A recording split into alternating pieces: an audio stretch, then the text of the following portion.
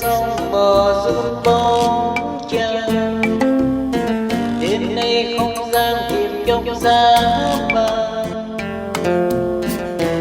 còn đò xa để lúc vắng bóng người tình chiếc xưa. Đã tóc giữa gió mùa thu thôi đưa, đêm nay đông sang mà tin vẫn chưa. Đưa đò về xưa mà đò một binh âm thầm sông nước trong xưa. Ôi coi còn bao nhiêu hoa lần theo người lái đò du. Tiếng còi trong sương đêm, tiếng còi trong sương đêm theo gió đưa ôi nghe vi hoang. Thôi con muốn đi rồi, thôi con muốn đi rồi, đi rồi.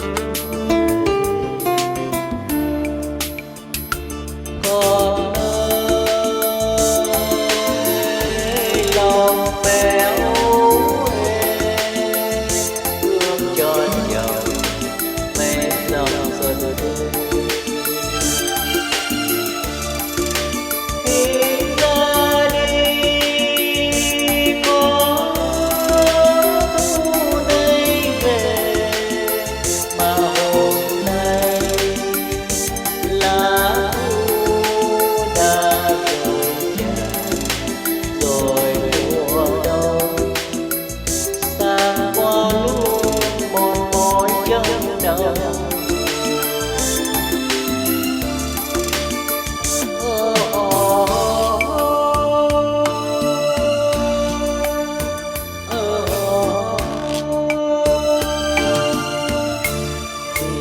Còi trong sương đêm,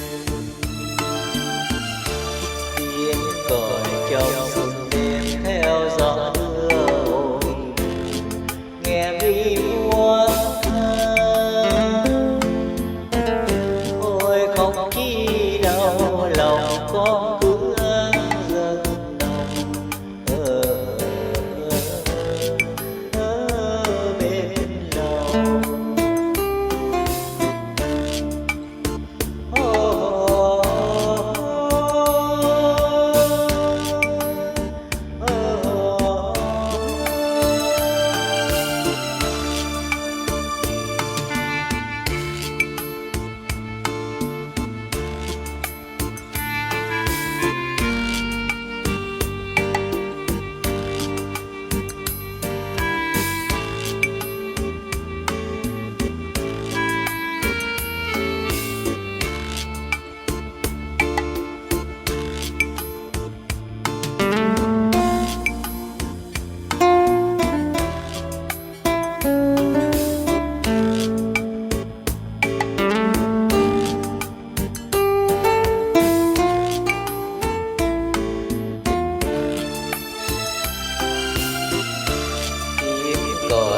Trong sương đêm,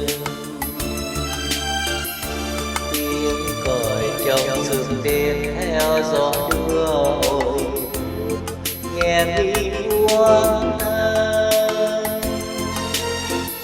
Thôi con muốn đi rồi, thôi con muốn đi rồi,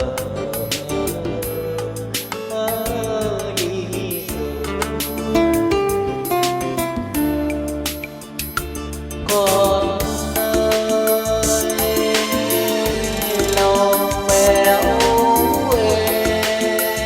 thương cho chồng mấy dòng sân đôi.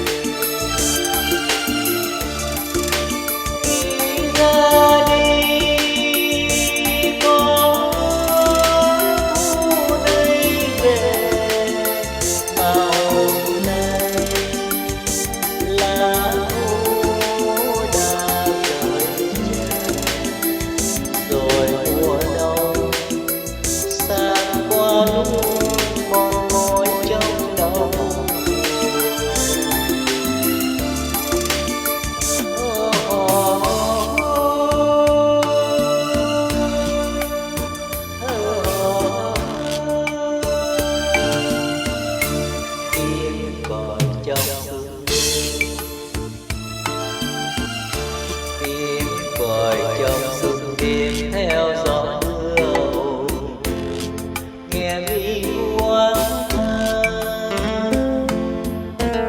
ôi không chi đau lòng con.